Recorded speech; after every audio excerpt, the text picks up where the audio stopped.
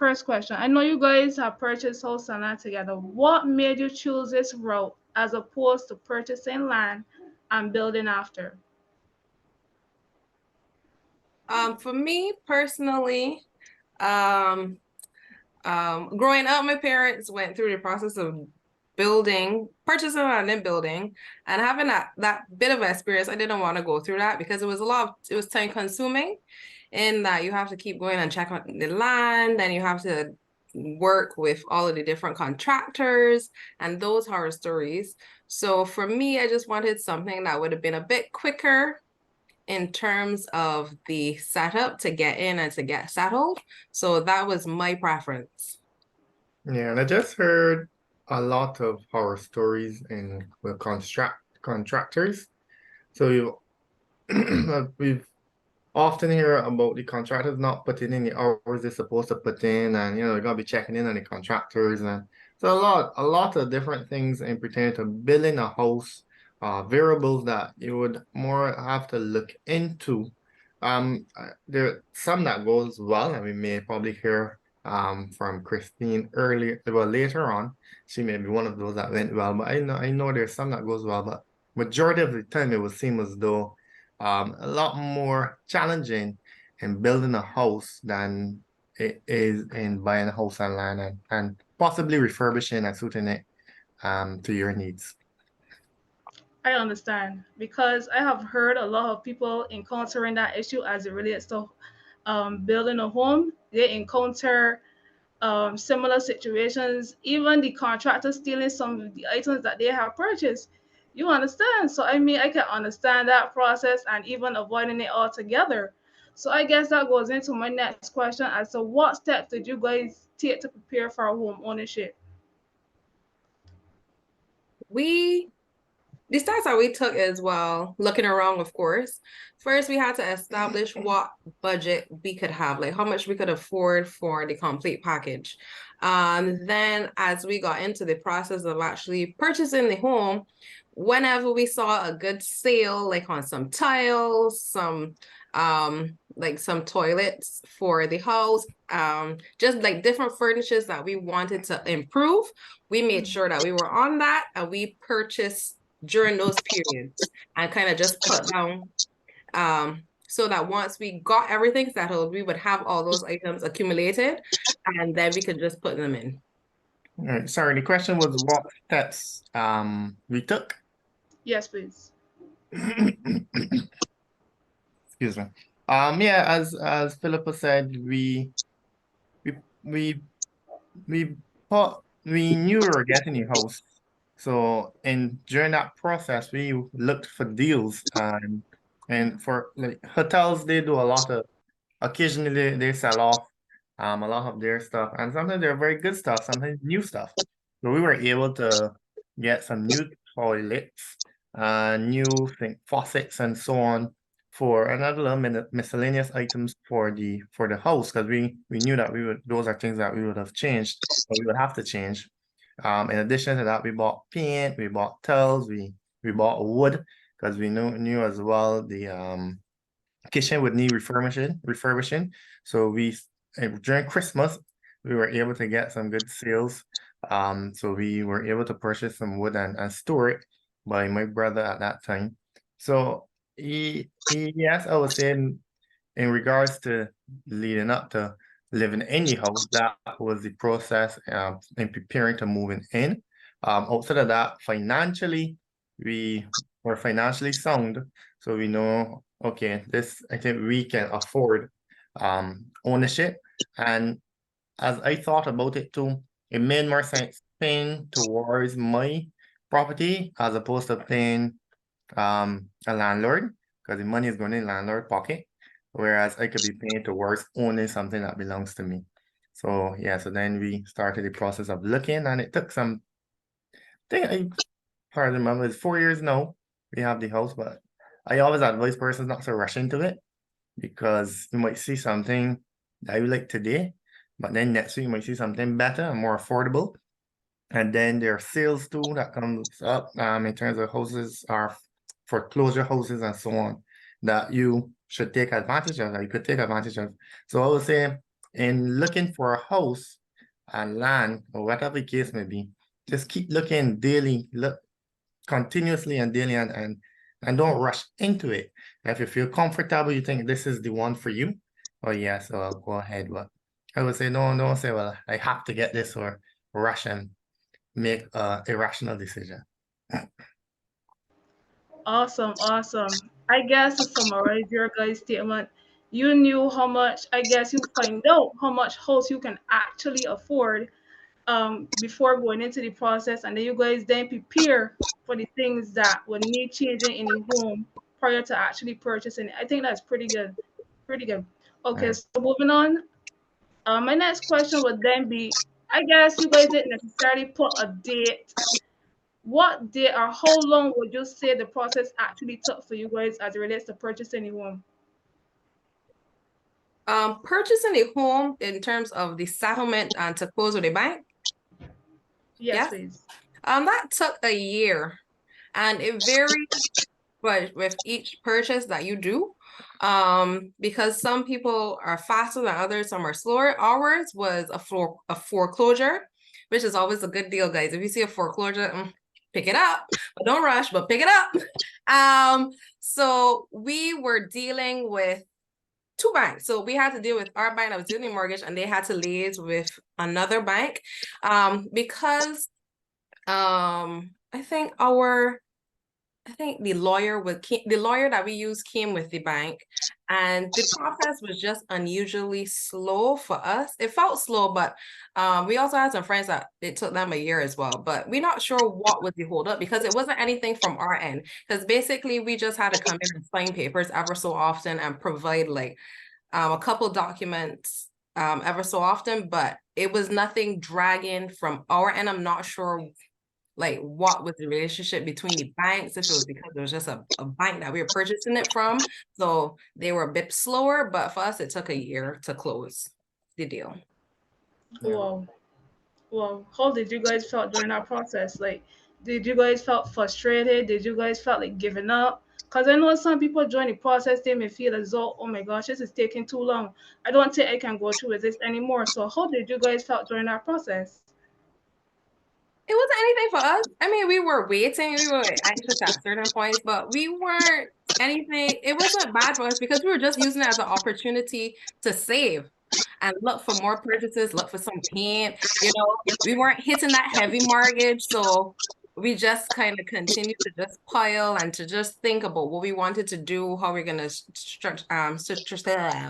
English, how we're gonna strategically work on different areas, look for the best things. So for us, it was just like a nesting period, I guess, to just see the best way and to just save as much as we could. Awesome, awesome. I like that.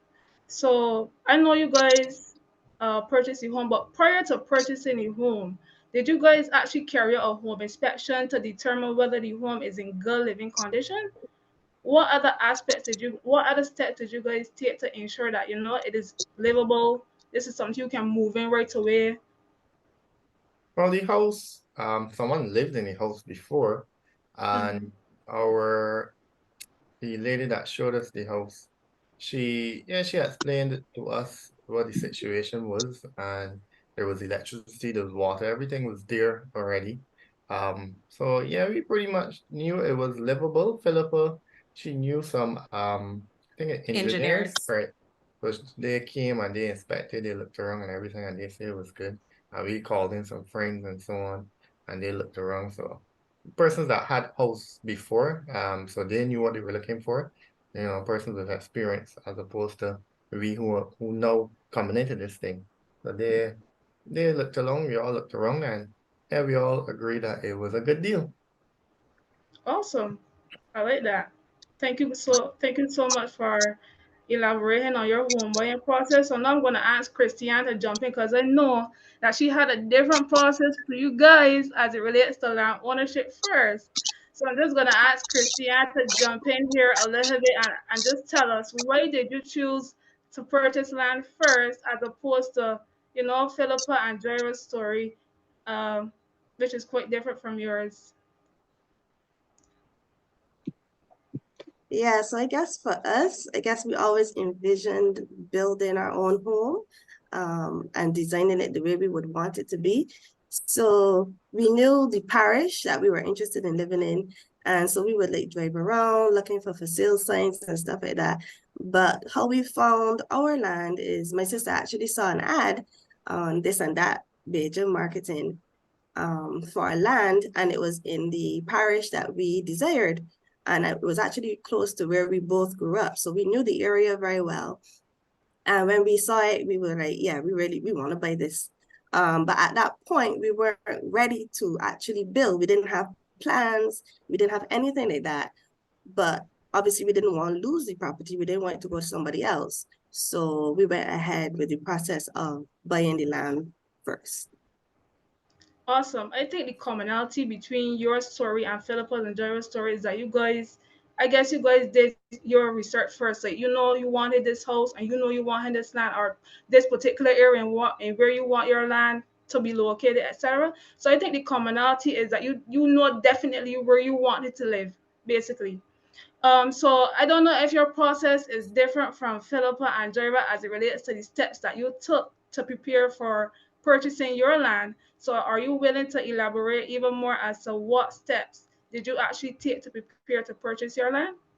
Yeah, so after we got married, we started saving. We would save, and excuse me, sorry, I have a cold, so if I sound nasally, that's why. That's no Um, problem. yeah.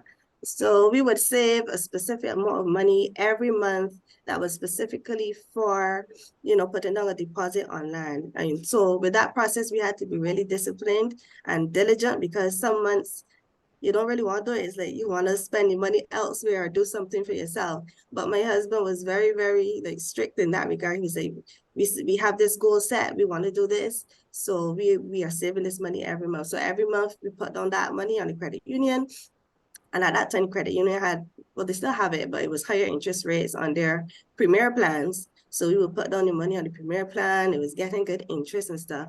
So we were saving, so that by the time we saw the land and we wanted to buy it, we had some savings put down that we could actually put down a deposit on it. So that was one of the things we did to prepare. We also shopped around at the different banks to see what kind of interest rates they were offering. So we would call around different banks, find out what rates they were offering, find out. One thing that was important for us to find out was if they had early, repayment penalties, because what we wanted to do is that we wanted to be able to put down money every extra payments every month on our land to pay off faster. So some banks, a lot of the banks have penalties for doing that. So we had to make sure we asked those questions and choose a bank that didn't have those penalties, so that we'll be able to achieve our objective of, paying it off faster, saving that interest. So those were some of the steps we took. Thank you, thank you. I hope the audience are taking notes as it relates to the points that the panelists are making as it relates, especially as it relates to saving.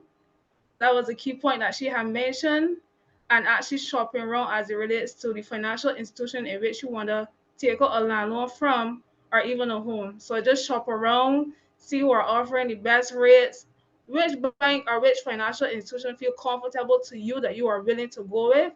That's another key point that you guys should be ready taking down. So moving on, I just wanted to ask, how long did this process take? Because I know for Philippa and Jera, it took a year. So how long did it take for you, or you and your husband together, to purchase this land? Hmm, I think we started like, we saw the land in, it was like November, December. We started reaching out to it was an agent. So we started reaching out like January. And I think we got the actual land loan like probably like the August or something like that. I don't even know why it took so long. I think it was like just back and forth with lawyers and that, whatever they do. I can understand, especially the back and forth with having to sign documents, having to make sure that everything is in place, having to ensure that you actually the deed is or the ownership is actually over to you, etc. I know it can be a long drawn out process as it relates to home ownership and land ownership, but I know you guys seem to be pretty happy in the decisions that you made. So I know that the advice that you guys are giving us is one that we can take forward and utilize in our own lives. So I just also wanted to ask, I just wanted to transition. Now I know sometimes the banks have some strict requirements as it relates to when you purchase land. So did they suggest to you contractors to choose from, or did you went about choosing your own contractor? We went about choosing our own contractor. And I would say for that process, I would recommend getting quotations from maybe up to 5 contractors just to get the best price. But also don't just look at the lowest cost, just also try to get like recommendations from people, get feedback or reviews from persons that might have used those contractors. So it's not just a matter of choosing the contractor that had the lowest price. We also got feedback as well from persons that would have used the contractors, and then we chose which one we felt more comfortable with. So the bank didn't suggest any contractors for us. Okay, which is pretty good because having the option to choose contractors also, to me, I think it builds a level of confidence, especially when individuals have to choose their own contractors. They say, well, I trust this individual. So let me just suggest they are hand it over into the financial institution. And even though you have options, you know that you want to choose this particular contractor because you know you trust this one or you trust this company to build your home. So I think that's a great suggestion or a great way to go about as it relates to the building or construction phase. Now I know you have purchased a land, so I know some individuals before they even go about um even buying the land, what they do, they may do a soil test, they may do a depth test to ensure that the land, how far they have to build their foundation. Did any of those things to ensure that this land is something that you can actually build on? Yeah, so we did test holes. So I guess we heard some like horror stories of like some persons with a bought land, and then when it was time to dig foundation, they realized they're going deep, deep, deep, deep and spending a lot of money. So we got the permission from the landowner. So this was before we actually bought the land. We got permission from the landowner to do some test holes. So we got I think it was Black Bess Quarry. They came with like, I think it was a backhoe or one of those things. And they did test holes to see how deep they had to go to get to rock. So they did like 9 holes throughout the whole property, top, middle, and bottom. So we were satisfied that it wasn't too deep to get to the rock. And we also like chatted with some of the neighbors in the neighborhood to ask them things like, does the area flood? Is there crime, violence, that kind of thing? Something else I would recommend too is check out the property when like there's a lot of rain. So Mm. yeah, like so find a time when there's a lot of rain, go to your property and see like what's going on. Is it the neighborhood that floods out? Because that could create problems later on. Great. I hope you guys are taking notes. I hope you guys are really taking notes on what to do. Okay, so as it relates to purchasing land, I know that first you obtain a land loan and then you transition or have a bridging loan and then transition into the mortgage. So can you guide us through exactly how that process works? What is it really about? Yeah, so we had the land loan first, and then once we were ready to build, we had our plans drawn up.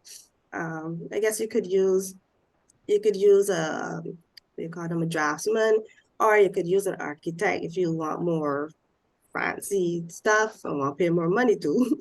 But we had plans drawn up, and then we chose our contractor. So like I said, we sent it out for tender. We had about 5 contractors send us back quotations, and then we chose which one we wanted to use. We did end up choosing the one that was the lowest cost, but we did get some feedback from persons that would have used him before, and so we were comfortable with that. Um, so sorry, I'm trying to find my note. Right. So once we had chosen the contractor, then obviously you also have to get your plans approved by town country planning. So we had to get that done. I think it's only like $100 or something like that. But that they do take a couple of months to get back to you with the approval. So that kind of draws out the process too. And then the thing that you should know is that when you buy land first, you pay one set of legal fees when you buy the land. And then, unfortunately, when you then go now to build, you end up paying another set of legal fees. So that would be one disadvantage of buying land first and then building. You end up paying two sets of legal fees. Whereas I guess if you would have done everything together, like maybe a house and land package, or just buying a home, like Jaira and Philippa, you would just have to pay one set of legal fees. But for us, we had to end up paying two. And you also do pay the legal fees of the bank and your own fees as well. So what we did, we heard that if you use the bank's lawyer, it would kind of be a bit more affordable. So we use the bank's lawyer. That way, I guess it's more efficient. Just one firm, there's no back and forth with my lawyer, the bank's lawyer, and all of that stuff. So it was a bit more efficient in that regard. Sorry, my husband. Well, I think it's you hear me. I was just gonna say that another disadvantage of buying land is that the interest rate.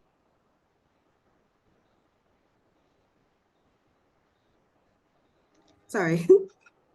Yeah, I was saying that is that interest rate on buying on land is higher than on a mortgage. So like 6%, 6 or 7%. Where a mortgage is like 3, 4, depending on where you get it from. So that's another disadvantage of buying land first. So it's low cost. Yeah. Yeah, so the land on it, yeah, is a higher interest rate, and then once you convert to mortgage, then the rate goes down a bit. Well, and about it. Hmm? Those are any lawyers. Yeah, and this man also mentioned that having the bank's lawyer can also be an issue because they don't necessarily have your back. So you have to kind of cover your basis as well. Because their interest is really going to be on the bank. So you have to really make sure that when the telling you makes sense. But the issue with the enforcement, that is you were talking about. Yeah, there was when we bought the land, one of the costs is also you get a land surveyor. And they were going to check the property to make sure that the boundary lines and everything is good. And when they went, there was an encroachment, meaning one of our neighbors had their fencing on part of our land. So that had to get fixed. So I think that's probably also one of the things that caused a delay in the process when we were actually buying the land. That the neighbor had to actually get their fencing moved. So yeah, sometimes you encounter issues like that. So we talked about getting plans drawn, getting them approved, choosing a contractor, and your contractor should really provide you with a detailed breakdown of the costs by like phases. So our contractor had given us like 3 phases, phase 1, phase 2, phase 3, and like a detailed breakdown of what he estimated the cost would be. So we were able to provide that to the bank, and the bank then would once all the legal stuff is sorted out, they would approve. And you don't actually get a mortgage at that point. What you get is a bridging loan. So what that bridging loan is when you start to take money from the bank, they charge a rate. And you have to pay that interest every month. And that interest does not go towards your mortgage. It's just dead money, essentially. It's just money that you're paying them while they lend you the money to build. So every time you take more money from the bank, so you do phase 1, you draw, say, $100,000, you're paying bridging interest on that. When you get to phase 2 and you draw down more money, it adds to that, and obviously then the bridging interest goes up because the amount that you borrowed has increased. So the more money you take from the bank, then the bridging interest will go up, and the longer your building process takes, the bridging interest you keep paying and you keep paying. So if your building process drags out 9 months, 1 year, more than 1 year, then you keep paying that interest until the building is complete. and then the bank would transfer it from a bridging loan to an actual mortgage. Thank you so much, Mhm. Christiane.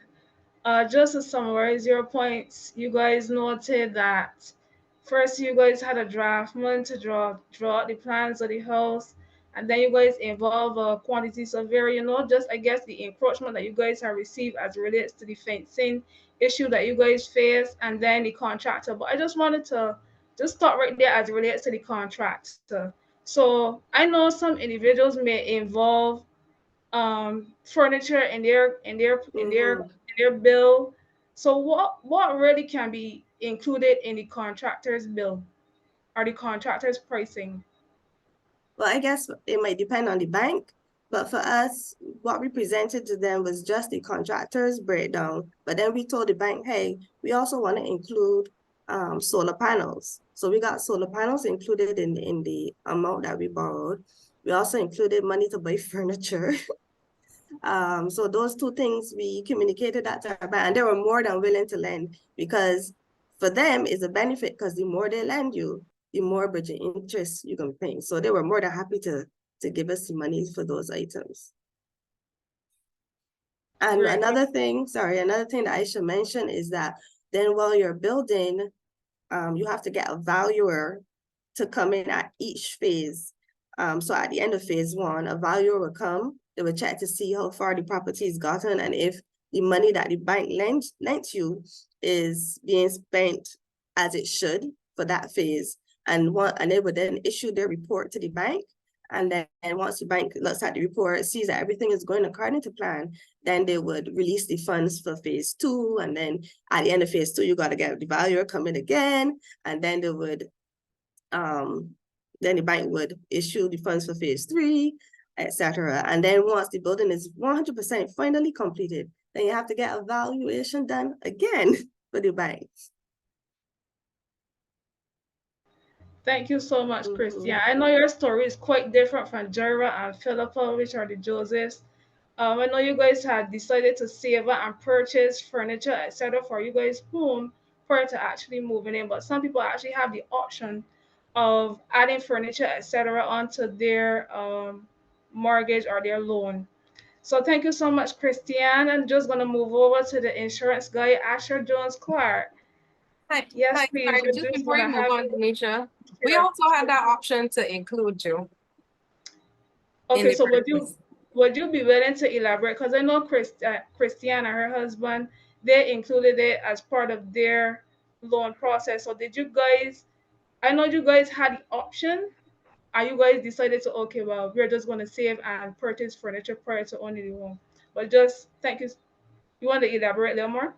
Yeah, so when you purchase a home, you can also add to your loan in terms of renovation costs. So the bank would ask, like, do you plan to do any major renovations on your home, like dig out, build out, push up, do anything? So in that, it would have been a different type of loan had we gone that route, where it kind of would have gone into more of the billing phase type place, where the loan distribution would have been given to us to do certain phases within the rebuild.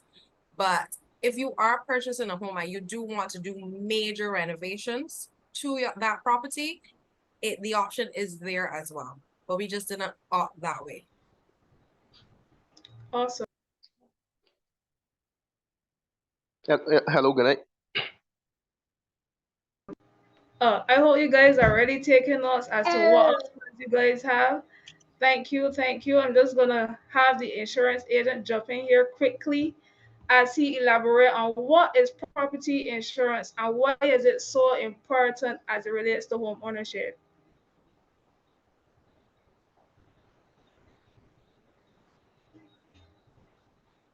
You guys can hear me? Yes, please. Okay, cool. All right, so good night to everyone. Thank you for the opportunity to share on insurance and property insurance.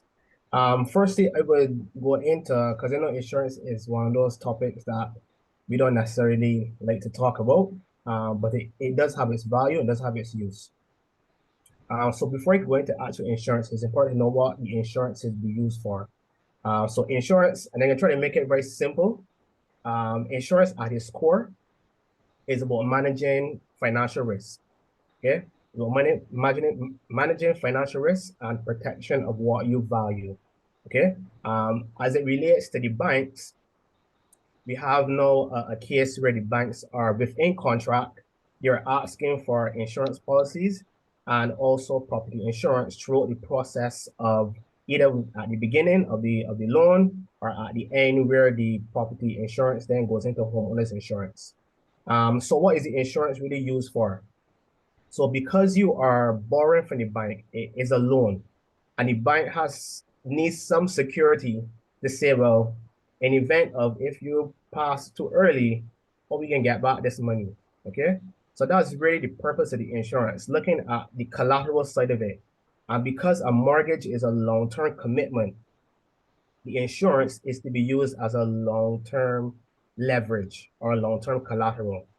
Okay. Um, the insurance is, and I would say, is one of the best financial tools to leverage against a home or a property, as opposed to equity or equity in a house, or even using valuables. So if you want to make it very simple, you have a life insurance policy that may cost you $100 or less against a home that value $300,000, as opposed to you using your car, your mother house that she already pay off for, all other valuables, but you're using one insurance contract to weigh against a whole property. So it's a good financial tool that is used when looking at leveraging or servicing a debt, especially a mortgage, right? Especially a mortgage. Awesome, awesome. I know I have heard a couple of people, especially some young people, even viewing insurance as not important. Insurance is not important. Oh, insurance companies, I know what they want. I know. So I just want you to elaborate a little more as to what type of insurance policies would you suggest? What type of insurance policies would you, recommend as it relates to the home ownership process? Okay. That is not a simple answer. It really isn't. But I can't give a subsidized answer. And the reason why it's not a simple answer, because insurance is very personal. Okay. And as you would have heard from Jaira and Christian, both different scenarios, burden situations, um, both different lifestyles, both different goals in mind, different incomes. It depends on family. So I can't necessarily say I have an idea of what is the best insurance policy for a person. That's usually based on a personalized interview with your insurance advisor or even sometimes with the bank's advisor. However, I would say that on a base level, a whole life policy is one that would be most recommended to go forward for insurance policy in terms of backing a mortgage. We have different types of insurance policies. We have the term insurance, we have the whole life, and we have the endowments. Try to stay away, and make this a point, stay away from giving the banks your endowment policies. I would more recommend giving a whole life policy or a term policy to the bank. Do not give the bank your endowment policy. Okay, the endowment policy is more of your cash building policy, and as you will know that when you give an insurance to the bank, it is assigned to them. So yes, you are paying for it, but legally it belongs to the bank. So say 10 years from now, if in the event of emergency you wanted to use your cash value off your insurance, the bank has the option to tell you no. Why? Because it is assigned to them legally, right? So a whole life policy is more of a long-term back-end policy. So you will more see cash value and benefits on the long-term side. So it ain't going to bother you if the bank holds it. Okay? Yeah. Awesome, awesome. So I know that Jera and Philippa have mentioned that the whole reason they wanted to avoid um, constructing a home was because of the issues that they have faced with contractors or their parents or their whoever were in their lives had faced as it relates to contractors. So I know Christiane took the approach of building, however, and she had involved a contractor. So what type of insurance is really involved during the construction phase of a home? Okay. So very simple. The banks will ask you for, and you guys could correct me if I'm wrong, the contractors or risk policy that you guys would have taken out. Yeah. So the Yeah, we had to take that out, yeah. contractors or risk. Obviously for Jerry and Philippa's scenario, they didn't have to bill, so they just probably got homeowners insurance when the property was bought, or if it was in the contract that they could have got the homeowners. I guess different contracts will have different things. So some may not have the homeowners as a requirement, some may do. For the contractors or risk policy, it is a requirement when you're going through the building process. And that contractors or risk policy will cover things like stolen property in terms of damages, liability, in terms of equipment, just making sure that the house or everything is covered in terms of the value of the house is covered, and the materials and all of that is covered within the policy. Right. So the general side of it, the general insurance side of it is the contractors or risk, which protects the building process of that home. Okay. At the end of a homeowner or contractors or risk, I can only speak for Sagicor. But at the end of a contractors or risk, it transfers automatically into a homeowner's policy. Okay. Automatically transfer in a homeowner's policy.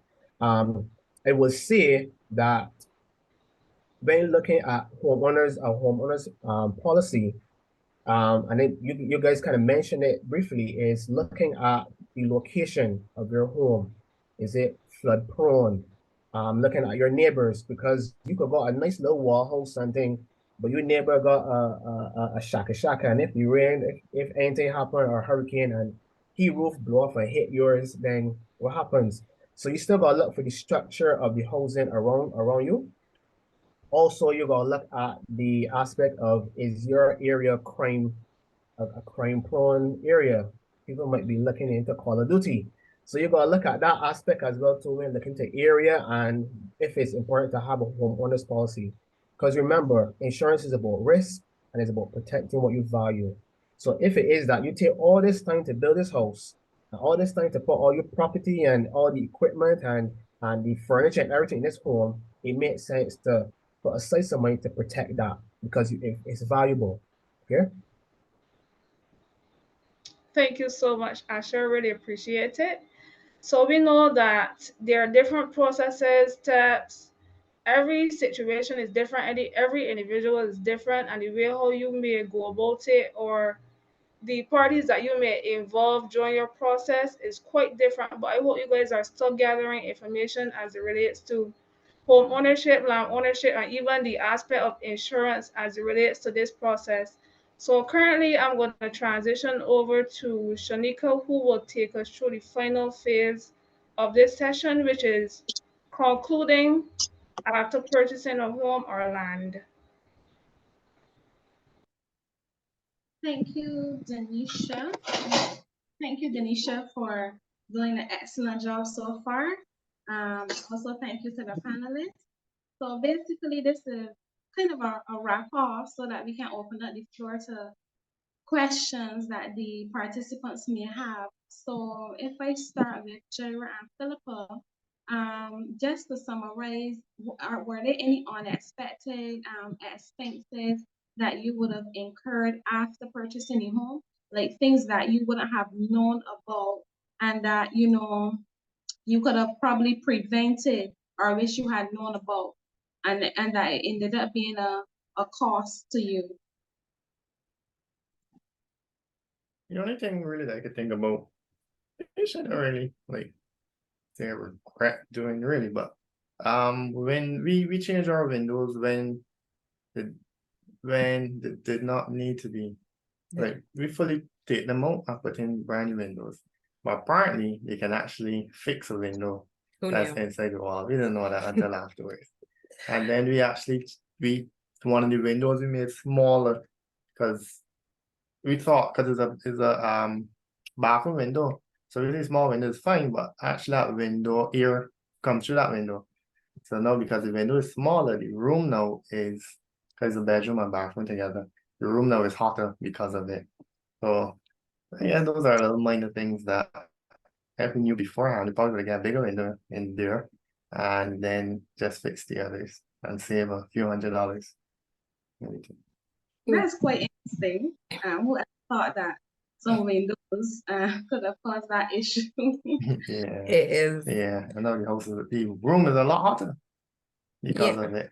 Yeah, so that's some things to be mindful because we purchased a house. We weren't really familiar with the flow of how the air would circulate within the house to do certain things. So that was a bit of a surprise for us in terms of the heat that's trapped in the house at certain points in certain parts of the day. So from that aspect, that was a surprise. But financially, well, from my perspective, it's not really we had any surprises because we kind of were prepared, but because it's a house, you just have to make sure that you have funds set aside for rainy days because it's not like a person, but a house is a life. You never know what happens, what might happen, or in any instance, because we did have some people that encountered issues, not because of the house that they bought, but like sewers issues, pipes breaking, it's just a thing that happens as an owner of a house. But we haven't experienced anything that's been outside of our scope. And truthfully, thankfully, I'm a little bit of a handyman, so Yes. any little issues I can. So I guess that's why nothing is resonating in my mind. My little issues I generally resolve. That's interesting. So Jerry was putting it out there that he's also I guess that's also a bonus and a way to that we save a lot of money. Yeah, that's what we did. Plumber, electrician, those professions are pretty pricey labor costs. Yeah, so Jerry did a significant amount of work within our home. So that helped us to reduce a lot of the costs that we'd have otherwise encountered. Okay. Yes, because I see online that a lot of persons do a lot of DIY, do it yourself, and save a lot of funds that way. And I guess if you're working for a lower income and you can take a home that like Philip and Jerry would have been on foreclosure and you may be able to fit some stuff around it, then you're able to still have a home. You could turn it into your dream home eventually. But with how you can be able to, buy a home on a smaller budget. Not saying Jerry and Philip had a small budget, but just putting that out there for persons who are looking for budget friendly options. Okay, so Christiane, after the mortgage process was completed, I just want to know from a financial standpoint how it was transitioning from a loan payment to then a full-fledged mortgage payment, and also if the cost that it took to build the house, if it was as budgeted, or if it ended up going over the budget and the mortgage had to be increased, or you had to put additional cash with it. All right, so because we were doing the bridging interest with the land loan, to move from the bridging interest to the mortgage, it wasn't but by the time we were almost finished construction, the bridging was almost as much as a mortgage would be. Because by that point we had borrowed basically everything we wanted. So, and the bridging interest rate is, I think, higher than the mortgage rate too.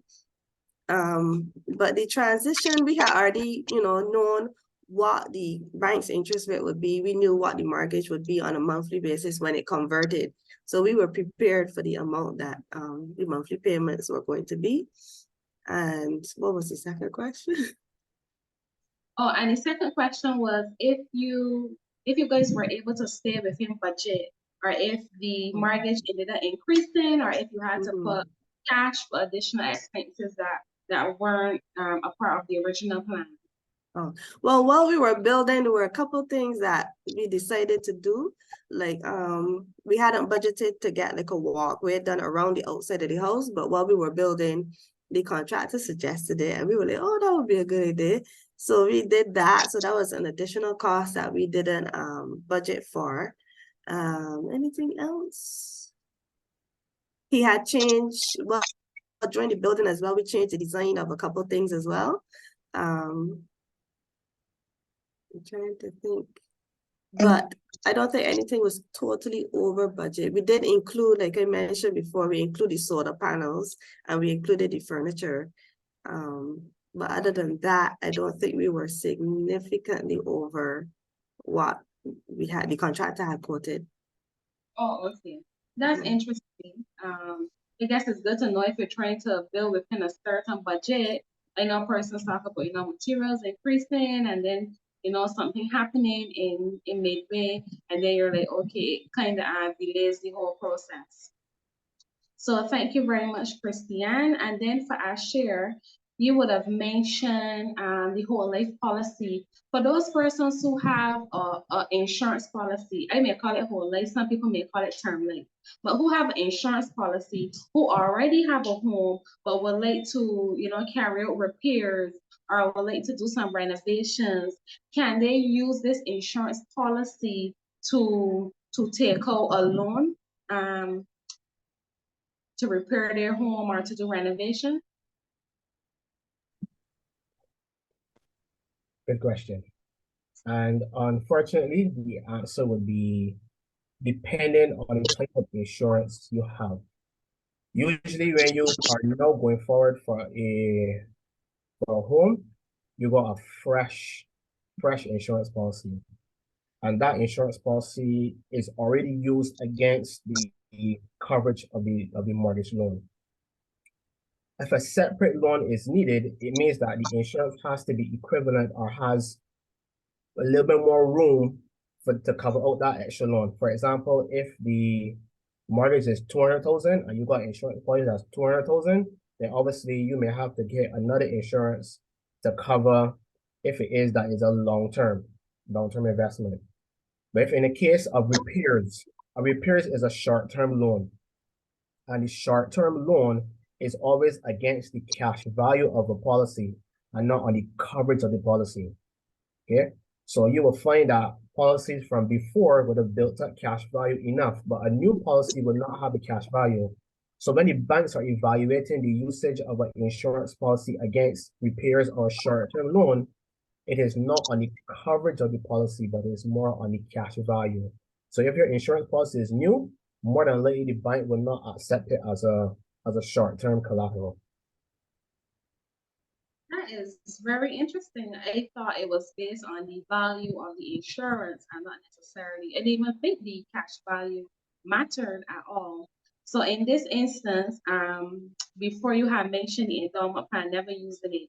So if it's like a short-term loan for repairs, is it okay to use an endowment plan since it's short-term and you will have more cash value? Okay, that's a good question as well too.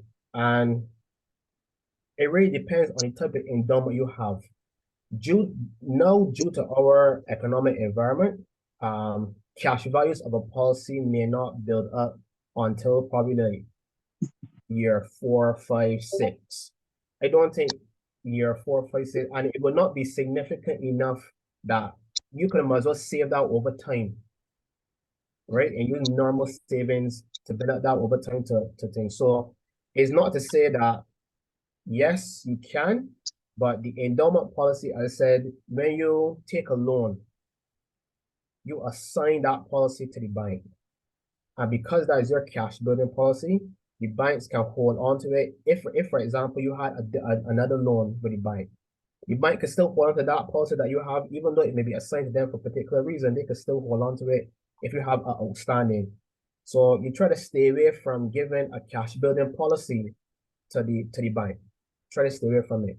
But to answer your question, if the cash value of the policy and your endowment is significant, you can, and you don't even have to go to the bank to ask for a loan. You could just drop the cash value for your from the insurance company. I would add, so let's say for example, 15 years down the line, you wanted to do repairs. Say for example, your endowment policy or your whole life policy, depending on what type it is, has a cash value of 20,000. Right? And you go to the bank and you say to the bank, well, I want short-term loan to use against my insurance for repairs or for what's not. The bank will be more willing But what they would do is they may also offer you even more coverage or more of a loan as well. So say for example your cash value is 20,000, they may offer you 30 or 35. Once they see that they have some security of even half the amount that they're giving you, they would allow it. So for example, I recently had a client who she wanted to open her own business, and the amount that she wanted to borrow was 100,000. She wanted to borrow 100,000. When she went to the bank told her that she can either give a cash lump sum of 30,000 as a deposit, or you can use your insurance, which has a value or cash value of 30,000 to use against. So she would still be in a loan and she will still be repaying, but that initial lump sum or down payment could be utilized through the insurance to give an assign to the bank. So in that regard, you can still utilize your insurance to extend a loan amount rather than doing a basic one. So even when you're looking at preparing down the road, or even for educational planning or repair planning or any emergency, you can still utilize an endowment to extend or prepare for any loan improvements or Okay. loan extensions. Thank you very much. That is some information that we did not have. Thank you, Asher, and thank you, panelists.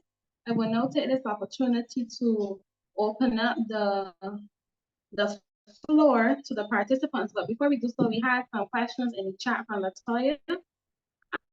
She was asking about the mortgage.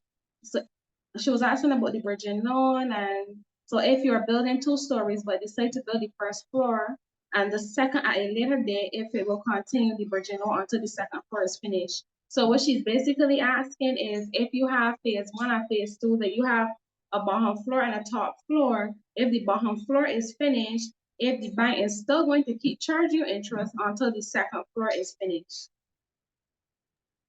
That's a good question. I actually don't know the answer because we only had 1 story and we weren't in that situation. So I am not sure. Okay, so Latoya, I can answer your question. So it depends on your drawing plans from Tower Country Planning. If your plan say phase 1, and if your plan says there's going to be a phase 2 and you want the 2 to be separated, then you can take out a loan for phase 1. However, if your initial drawings state that yes, it's upstairs and downstairs, but it's going to be built in one go, you have to wait until all 2 are completed. But with credit unions, they will allow you to, move into the house. They will allow you to move into the house if it is livable. So obviously, having toilet, kitchen, a bedroom, and it is in a state that you can live in, the credit union will allow that. I'm not sure if banks will do it because, their requirements are a bit more stringent. So, Shanika? you can.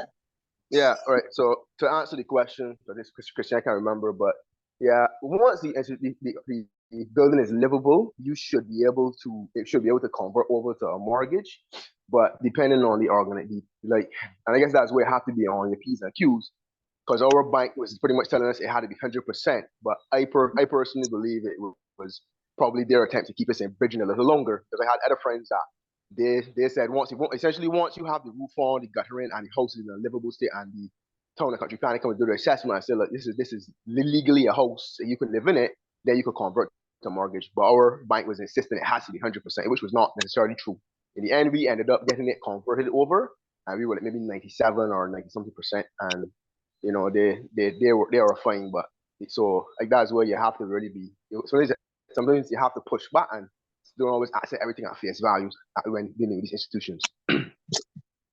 Exactly. Thank you very much for that, Nicholas. Because if you're waiting for some cupboard doors to be put on, come on, you can't move any house. So I agree with Nicholas, which is Christian's husband, that sometimes you have to really push back against the financial institution. So are there any other questions for our panelists? I have a few questions for each of the panelists that spoke tonight. I will start with Jairon Felipa. You mentioned that your process took about a year or a bit over a year. And my question to you is if you would have used the bank's lawyer or if you would have used your personal lawyer. We went with the bank's lawyer. We had gotten another quotation from a lawyer outside and it was significantly higher. So we just opted with the bank. Okay, thank you very much. My next question is for Christian. Christian, you spoke about adding solar panels and furniture to the loan, but I think Nicholas just answered that question because I was going to ask if the loan was it was still a bridging loan up until these things were added, but I am assuming not based on what Nicholas just said. It was still a bridging when those things were added. Okay. Mhm. Oh, okay. To add there, sorry to jump in here, right? But yeah, it was still in bridging, and I guess as Shanika was saying, the bank was kind of like pushing and saying, "Oh, you have to have these things like cupboards and stuff like that." We were like, "That didn't make any sense." But the reason why we decided to add these solar panels, and this is more of a fight from a financial perspective, and the other furniture and fixtures, the mortgage rate is like say 4.5%, whatever, something like that, right? But if you go and take out a loan for these things like a separate loan, the interest rate would have been higher. So we figured, why not just get it put in under the mortgage at a cheaper rate, and we pay off faster, and that would be a lot cheaper, you know. So that was one of the reasons why we opted to put it in as a part of the mortgage instead of going out and then getting the separate financing for these things. Okay, so this was a subsequent decision to the original mortgage that y'all maintain on. Yeah, honestly, the bank isn't very stringent with respect to, like, it was actually at the end, they were literally begging us to take more money. You know what I mean? Like me and the manager, whoever she was at the time, she was like, "You sure you don't want nothing else?" I was like, "Nah, we good." You know what I mean? "Nah, you got $100,000 extra." "Nah, we cool." Because because as I think Shanika mentioned earlier, the more money you take out, that's more interest for them. That's more bigger loan on their loan profile portfolio. So you have to be very wise on the organizations because they don't always have your interests at heart. They're just looking to meet their loan quota. So don't necessarily buy in to everything that they tell you. I mean, I have some other horror stories. I guess I'll probably share a little later, if anything, about dealing with the bank and the lawyer. Okay. I want to jump in really quickly before you ask the question for me. Philippa and Joy would have talked about, and everybody talked about the lawyers and they're having the legal fees included into the mortgage or sometimes maybe separate. Or dealing with your own lawyer or the bank's lawyer. In my, I would say professional advice. If one can afford it, get your own lawyer. Get your own lawyer. If you can't afford it, I stress that in because I know sometimes legal fees outside of the banks do very heavy.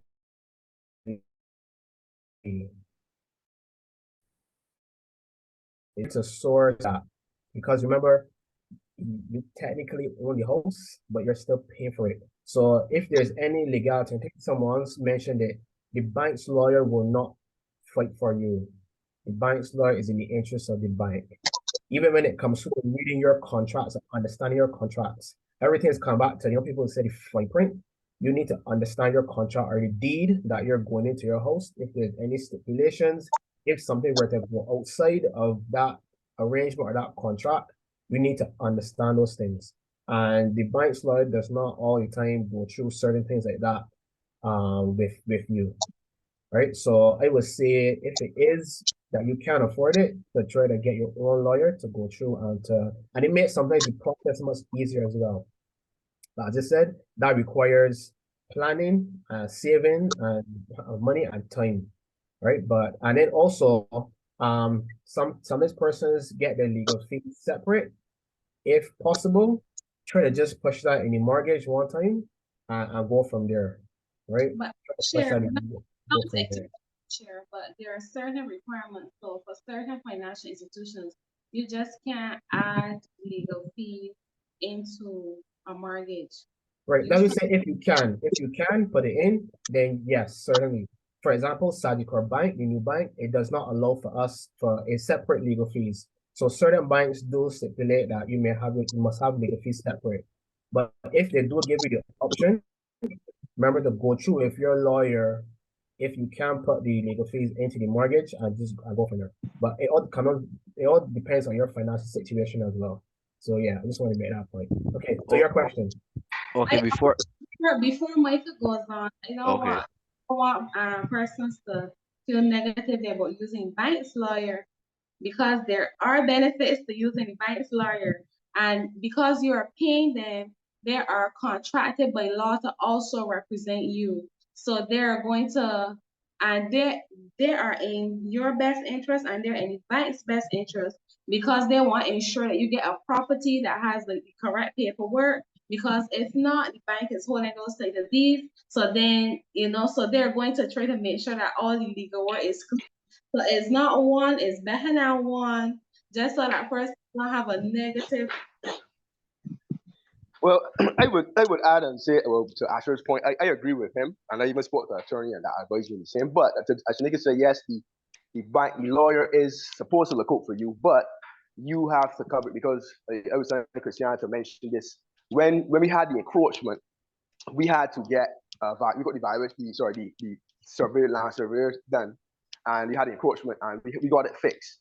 Sorry, they got it fixed, and then we had to then go and get another land survey done as well.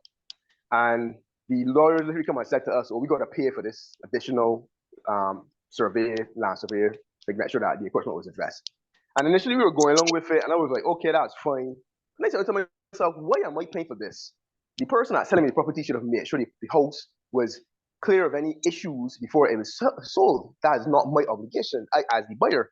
And I had to literally push back on the lawyer about 2 or 3 times about this, till eventually they came back and said, "Oh, don't worry about it. We got it addressed." So, but if I didn't push back and literally was on my P's and Q's, I would have ended up paying additional money when to me the lawyer should have been in my case, and to safely sold. Why am I the buyer paying for that cost? So that was a situation when I was like, yeah, this lawyer ain't got my back. You know what I'm saying? He just want to get this sale through as quickly as possible for right now. So you have to be very, like, if you're dealing with the bank's lawyer, you have to, like, yeah, you got to make sure that you cover your business as well. Don't I take everything they tell you at face value. Thank you. Mike, you could go ahead. Okay, thank you. And my last question was to Asha, regarding the contractors or risk policy. Could you go through in more detail what is covered during the building process, and like just go into more detail about this all risk policy? I know it's transferred into home ownership when it's done, but during the process, what is protected with this policy? Okay, so a contractors or risk policy is long, and it has a lot in it. But if on the surface or generally, it covers liability in event if someone is injured on site. It covers in terms of contents, in terms of your materials, your equipment, if they are damaged or if they're stolen. It also protects the contractors itself in terms of the building process, that if there's any delays, the insurance may, depending on the contract, depending on the type of contract, and if there are any delays, the insurance may subsidize for that amount as well too. Because it may be a case where the house is going along, but there's like a rainy season that may cause the time frame of that house not be completed within a certain amount of time. So that may be included as well. Also in terms of perils, which would not necessarily which will come under the homeowners as well too. But it's kind of subsidized for perils in terms of earthquakes, hurricanes, floods, and also fire. So that will come under liability. But if it is that you want me to send you a homeowner's contract to show you what everything is covered, then that's fine. And there may be certain stipulations within your contractors or risk that may be within it. So for example, if you are in a flood prone area as opposed to someone else, you may get a different type of contractors or risk policy. There may be certain things within that contract or risk that may be within yours that may not be within the other person's. Right. So it all comes down to that particular the assessment of that location of the home. Right. Okay. If it is possible and you could share with me details of what is included in the risk policy, I would greatly appreciate that. I could share my information with Christian or probably Shanika to pass on to you. Okay, no problem. I'll definitely get that to you. Okay, thank you. And those are my questions. Thank you very much, Micah, for asking each of the panelists a question. And I just want to take this time to apologize for Keyshawn.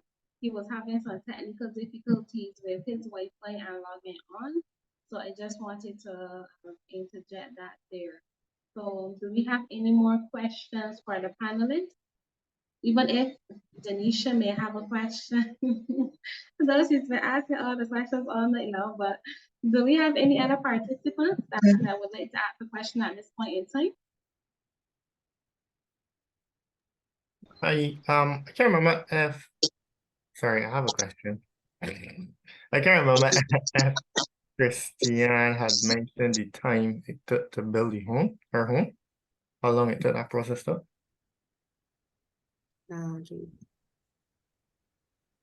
It took 10 months. Okay. Yeah, it was supposed to be shorter, and we were hoping to get in for Christmas because it started in May. We were hoping to get it for Christmas. That didn't happen. And we ended up moving in March. So about 10 months.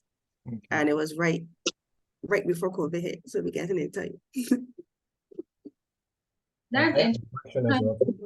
additional months of paying bridging interest, correct? Yeah. And the delays for us was things like kitchen cabinets, because we were getting a company to do it. Well, it's a company, yeah, it's a company, and they were taking really long. I guess they had other projects going on and stuff, and we were not like a priority, and so that caused a delay. I mean, you can't move in without kitchen cabinets, so without your kitchen, so yeah. Interest unless you get some makeshift things from, I don't want to say that's our work, but you know, or you get a DIY like Jira. So go go ahead, Asher. Asher, you have your hand raised. Yeah, I wanted to ask a question to, I can't remember if it was Christian or Jenna, but you said that you started to save throughout the process before you actually built the house or buying it or going for the loan. And someone said that you put your savings into the premier plan. Tell us why the premier plan are not regular savings. At that point, the premier plan interest rate was much higher. So, and the premier plan bills, so I think it adds on like 0.25 every year. And back in those days, that was like only 3-4 years. Well, no, that was like 2017 or so. The rate was pretty decent, and every year it would go up by 0.25. So it was better than the bank's rate. At that point, we were also in the higher end of the premier plan, so the rate was really high. Okay, good. That's what I know. Thank you, Christian, and thank you, Asher, for that question. Anyone else have any questions they would like to ask at this time for Jera and Philippa, who would have purchased both land and house together, Christian, who would have purchased land first and built, and Asher, who's guiding us on insurance, or Denisha or myself. Right, I have a question about the insurance side. So I know usually, because I know you mentioned about the whole life policy, which would be the preferred plan. But I also know that there's, when I was doing my research as well, building there's also like, I guess I find a lot of insurance persons don't really mention like mortgage indemnity insurance. Because I know people like we really only kind of like, you know, like you said, most young people, I really didn't care that with insurance. But when the bank needed collateral, I was like, okay, cool. the life insurance policy seems like the option, but then I also heard, or somebody told me about mortgage indemnity insurance, which is another alternative you could take. But I find the boy don't really talk about that. So I'm just trying to get a little more information on like the mortgage indemnity insurance, and why would you not recommend that over the, say, the life insurance endowment plan, for example? Okay, that's a good question. Now, the mortgage indemnity plan is, I guess, similar to the trying to find the name of it. There's a particular plan that the bank offers a creditor's life.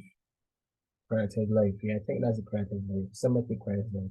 Okay, so what that type of plan does is that it is credited every time you paid in the loan, it is credited coming down to zero. So at the end of the loan, yes, it does the job in that it covers that aspect of the mortgage. Okay, it is a tool that you can use towards the mortgage. What separates it from the life insurance versus the creditor's life or the mortgage indemnity is that at the end of the mortgage, that life insurance that you have is zero. So even I want to mention this point, before you could buy life insurance, you got to qualify for it.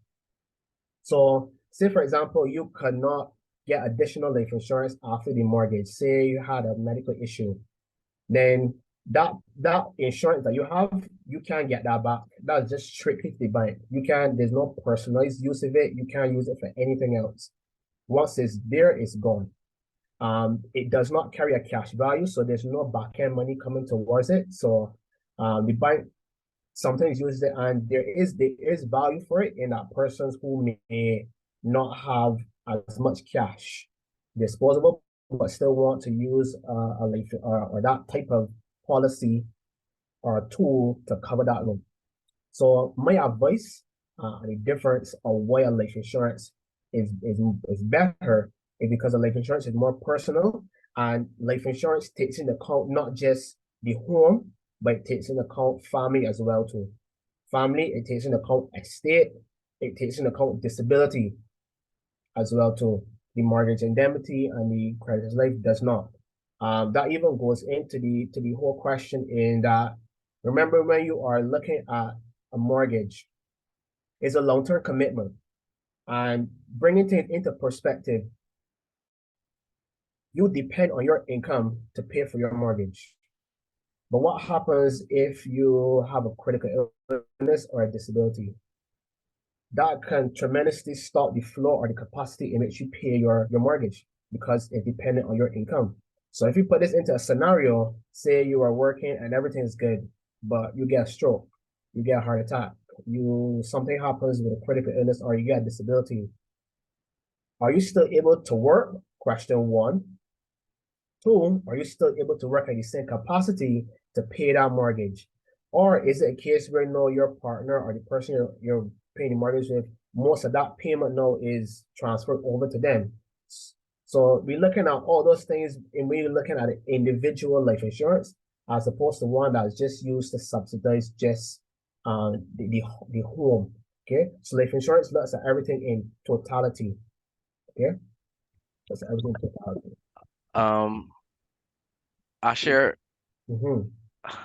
Okay, so I would have previously gotten some advice on the different insurance tools that I could use. So for it, the advice that I was given is, if I do have a life insurance policy and I do intend to buy a home or build a home, Right. then if I could afford it, then Mm-hmm. it is always best to keep my life insurance policy and take out. I think you guys are calling it a mortgage indemnity, but based on what you're explaining, it sounds like a term policy to me. Mm-hmm. But to take out a term policy separate and distinct on the home, which covers the home in the event of your passing. So the bank receives the term policy payment, but the home then goes to your the beneficiaries when you pass, Mm-hmm. and the funds from the life policy will then Mm-hmm. go directly to your beneficiaries as well, as opposed to those funds being the loan being deducted from the bank and the residual balance along with the home going to the beneficiaries. Okay. That's good statement. And I guess there's a question in there. Now, yes, it is. I can speak on both sides. Now, the recommended thing to do is to separate your insurance, your personal insurance from the mortgage insurance, right? The best advice is to separate it. Say for example, you could afford it. The bank want 200,000. You get a bank a policy for 200,000, and then you get a separate policy for yourself, for the estate, and for your family going forward. The reason for that is if you give the bank the 200,000 policy, and that's the only policy you have, and if in event of your passing, then the bank is paid off because creditors are always paid off first. It's just not owning a home or a house. There's also the maintenance of it as well too. So your beneficiaries know bills still got to be paid. If they got children, remember when a person passes away, their income also passes away as well. So you still have to look at the maintenance of that home in event of if you are not there. So this is why it is important to have an insurance policy that is separate. But if not, because obviously that may cost more. If not, then I recommend persons before or if they're planning to go forward for a mortgage or a home to get the insurance before you even get the house. Before you can buy insurance, you gotta qualify for it. Also, when your first insurance, you should maximize the coverage as much as you can within your insurance budget. Maximize the coverage you can for your insurance budget. So say for example, you got insurance budget $130, get as much coverage as you can for that $130, provided it's a good plan. If that is the case that you're going for a mortgage. Also, you have to look at your economic environment in terms of housing now. So the housing market, now you would at a base level, if you want a good house, is like 250,000 and up. You know, 2-bedroom and up, 250,000 in terms of a loan and up. So no, it'll be beneficial to always look at a policy that you can afford within a 200,000 up in terms of a whole life policy. If that's the case that you're going for, you have the goal to go for mortgage.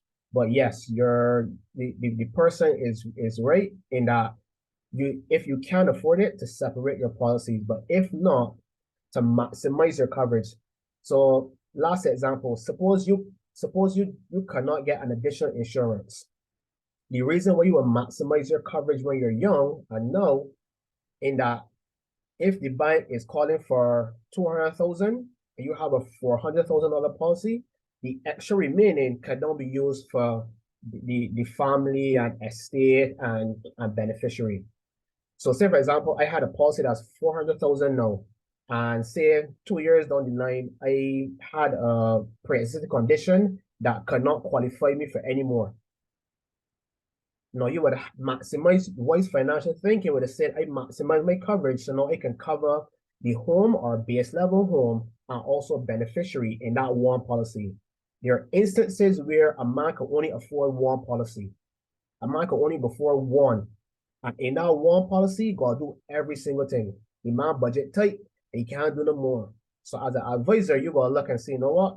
I can try to put everything in this one policy because chances are going forward, you may not be able to get a policy, additional policy 10 years down the line or whatever. Okay, so that's why I say insurance is very personal and it's based on that person's situation, their lifestyle, their family, their income, health, a lot, right?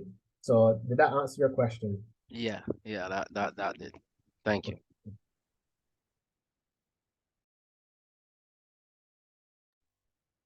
You gotta turn your mic, Shanika. You're muted. Okay, sorry about that. I was saying thank you, Asher, for answering Michael's question, and thank you, Michael, for asking it. I'm sure other persons were wondering.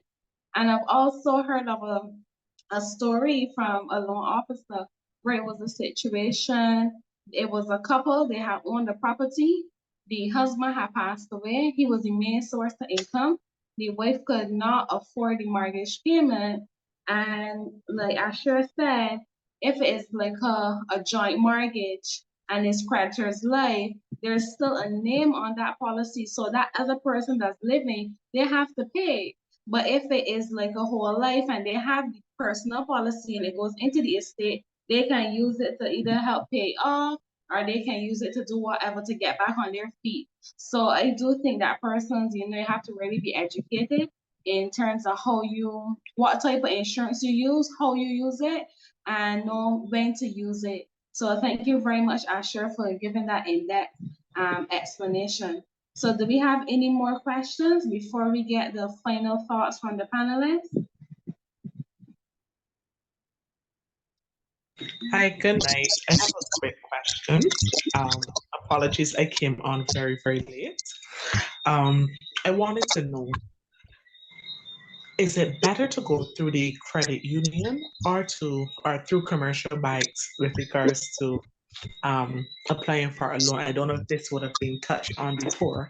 Again, I came on late, but I wanted to know that since you guys would have already answered the question with regards to insurance, I too was asking that I should have a term policy if I am interested in getting a mortgage as opposed to, forgive me for if you are getting feedback, I don't know what's happening with my phone. With regards to using my insurance policy as collateral, it's better to use a term.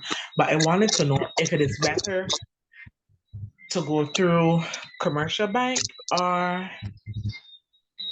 who's the other one I mentioned? Credit union, yes. Well, thank you for your question, Jemima. Christiane would have touched on it a bit when she talked about shopping around for in terms of interest rates. So like she would have, but I will let her get the opportunity to elaborate on it. But there are some it depends on your financial situation. There are some financial institutions that offer 100% mortgage. If you know that you are not in a financial position to have that deposit, you may have to look for an institution that offers 100%. Now, if you may have more cash available to you that you can use as a deposit, then you can broaden your scope. You have more financial institutions that you can begin to shop around and shop for interest rate, repayment policies, and terms. So it depends on your budget, what you can afford, and what you're looking for. Christiane, you can elaborate on your process of shopping around for interest rate. Yeah, your point was one of the things we considered as well, and then whether or not the institution had early repayment penalties, because for us, we wanted to be able to pay off our mortgage faster. We wanted to make extra payments when the month came, and a lot of banks don't allow you to do that. I'm not quite, we didn't really look at the credit unions, but I think the credit unions are more flexible with making extra payments. Some of the commercial banks are, but you gotta find the right ones because a lot of them have penalties for making extra payments. Yeah, I would just add there, sorry, credit unions are typically a little higher in terms of interest rates. So where the commercial banks are a bit more competitive, but credit unions are a lot more flexible. Credit union would probably be like 5, probably 4 point something, where the commercial banks were three. I think some of them was even go as low as 3.25 for like say a fixed period.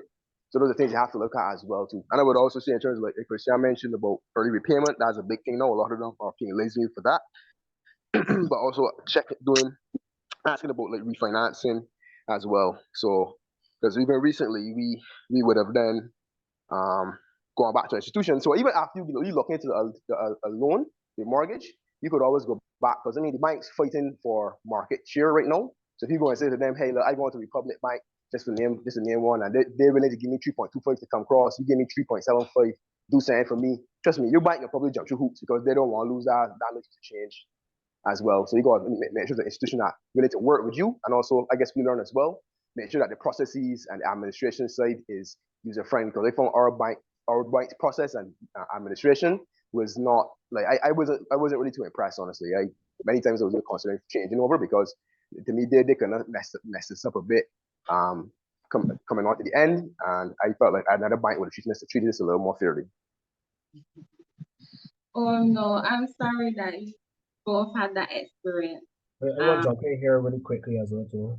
But jumping I share, one thing I want to say is that in terms of like when you're shopping around, like yes, some may have like early repayment penalty, but it's like some may say if you repay the loan within 10 years.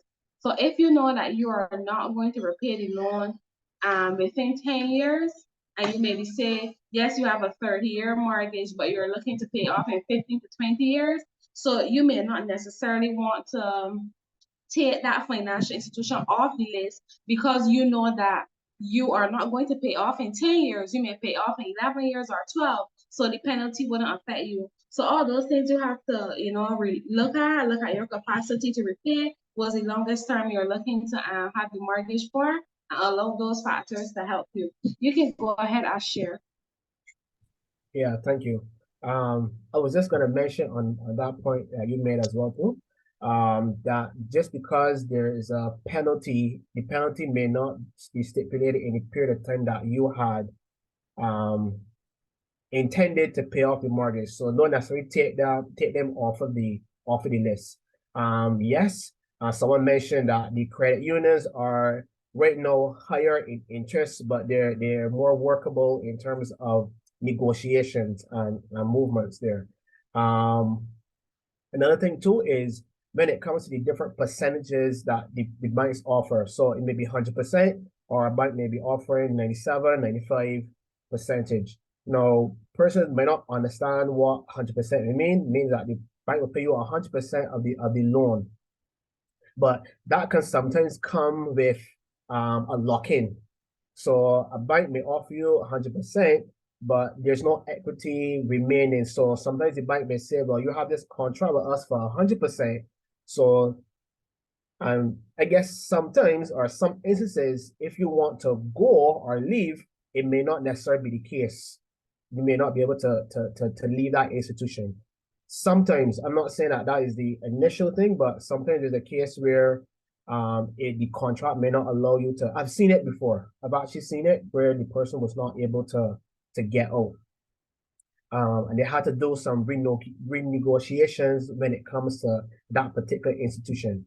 Lastly, when it comes to your interest rate, someone mentioned for the first 2 years, you may have a fixed interest. Okay, always factor in the renegotiation after the fixed 2 years or fixed 3 years. So after the first 2 years, you're comfortable paying say like $1,000 a month. But then after the fixed rate is gone, end up paying 2,200. But because you're so accustomed to that payment of 1,000, your budget has not really been adjusted for that after the fixed rate, the renegotiation. So going forward, when you're looking at picking an interest rate, try to see if your budget can fit into the higher interest rate or the higher the fix, so that when after the fix, you will still be comfortably be able to make the payments. Okay, because sometimes that could cause a trap for persons. They're so accustomed paying the fixed rate until when the fixed rate comes and they continue paying a certain amount, but it's not the amount that is the new rate, right? So yeah. Thank you, Asher, for that contribution. Okay, so do we have any more questions? And also, when you're looking to get, wait, did anyone on the panel have an experience with 100% mortgage that they can speak to? Okay. Yeah, we did 100% financing,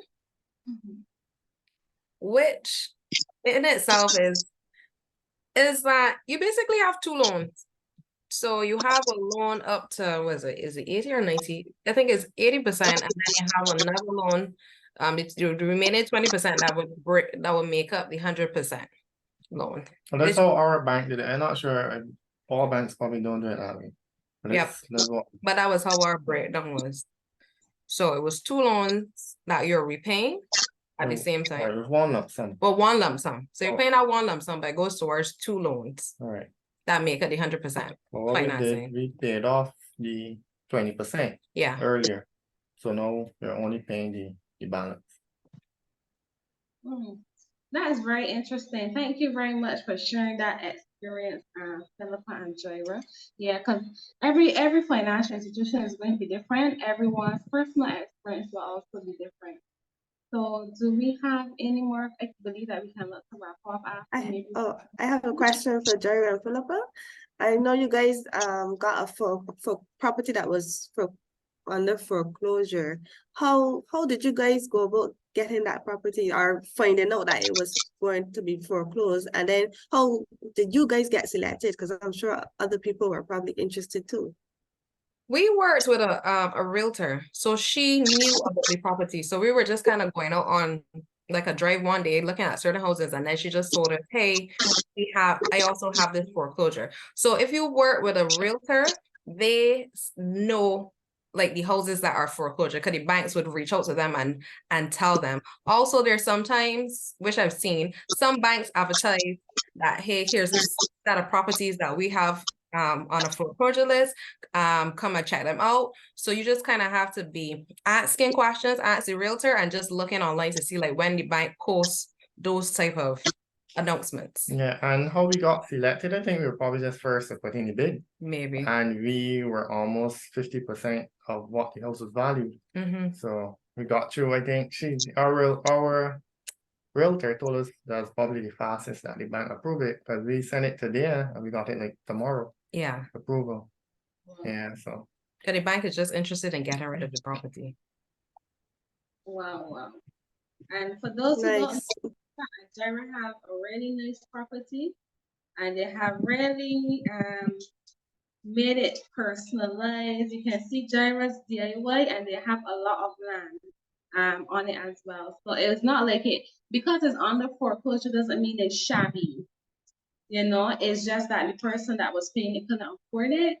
So as Jaira said earlier, I feel like someone lived in it before. So you know, it will have the basic.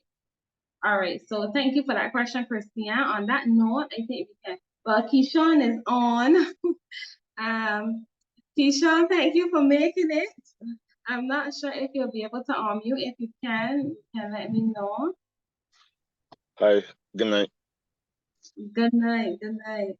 Okay, so Keyshawn, you missed most of the segment. Unfortunately, and I know that it was not your fault. But I'll ask you one question, and then if anyone, so for those who don't know, Keyshawn is a contractor, and he works with Beyond Borders, which is very popular on Instagram and in Barbados. So, Keyshawn, can you just tell us a little bit about what you do as a contractor, in terms of how jobs are priced and how can persons go about getting a contractor and one that is good and reliable? All right, hi, good night, everyone. So basically, with Beyond Borders Barbados Inc., we do construction, and then the stuff that would evolve around that.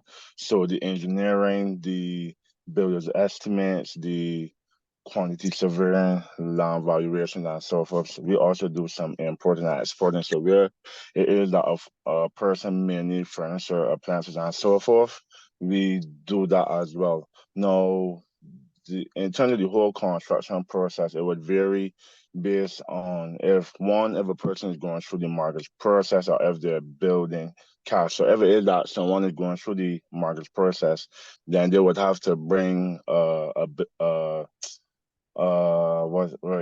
would have to bring a mortgage certificate, and then from institution to institution. So like for like Sagicor First Caribbean Bank, they do a 5% down. Most of the other institutions they will do 100% financing. With regards to Scotia Bank, they vary. Their process varies from individual to individual. If it is that someone said, "Well, good, they have cash," then they would have to show proof of funds, and that's something that would go through our legal team just to make sure that everything is, above board and so forth. Now, regarding selecting the right contractor, I always advise folks. Well, we always advise folks to just don't pick someone because someone posts something, go and view some of their work. Make sure that folks have uh contractors or risks. Now, a lot of financial institutions will tell you that yes, you have to have that as well, but make sure that the person or the company have contractors or risk so that in the event that anything goes wrong, you would be covered. Make sure that it costs a bit more, but I always advise folks to do it is best. Make sure you have a attorney and have a contract between yourself and the particular contractor as well. And then from there, once you have done those things, just comes down to meeting in person and see, if you guys vibe together. And that once you do those things, it makes for more or less a very smooth process. And the builder's estimate in your contract, make sure that you would have, okay, so this is the price point for this particular thing. So if it is that you say, well, look, we want porcelain toad, the price of the porcelain toad and the type of the porcelain toad is in there. Why? Because you can say, well, look, I want porcelain toad, but porcelain toad could be $60, it could be 127 per toe. So it just depends on the type of the toe. In terms now of pricing, the contractor should have on board a quantity surveyor because if it is that someone gives you a builder's estimate and say that okay, so we start like $300 per square feet, and say we quote $300 per square feet, and the QS comes in too high or too low, the bank will not approve anything. So the both the quantity surveyor and the particular contractor there, the both of their price points should be more or less the same. Also, in terms of depending on the situation, if it's like say you start to go up 3,000, 4,000 square feet, we include something called a bill of quantities, and that will just note down all of the various materials and so forth as well. So sometimes folks may not qualify for the amount that they should that would allow for the particular bill. So then a special agreement may be put in place, or someone will say, well, look, guys, I want to import my most of my finishes. So then you would have to deduct all of that and still price accordingly so that everything comes back as is. Also, depending on the financial institution, I find some institutions move faster than some. So that could interfere with the price point as well. Also, if it is that you don't have approved plan. So okay, so for example, when we do our house and land package, we do it in a way whereby you get all the information. So it starts out as a land loan. When you by the time the land loan closes, the plan from Town Country Planning would be back. So then it switches over to a mortgage, and that method allows for one set of legal fees. Because in most cases, if it is that say one set of legal fee is 8 grand and the other like probably six. A lot of folks may not be able to get the full mortgage, so that's just one of the ways that you could do it.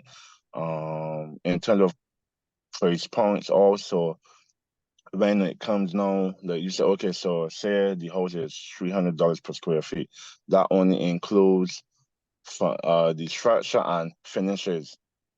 It does not include the yard work in terms of paving the yard, in terms of building guard wall and so forth. So those things would be separate. Also on the topic of quantity survey, each institution have a list.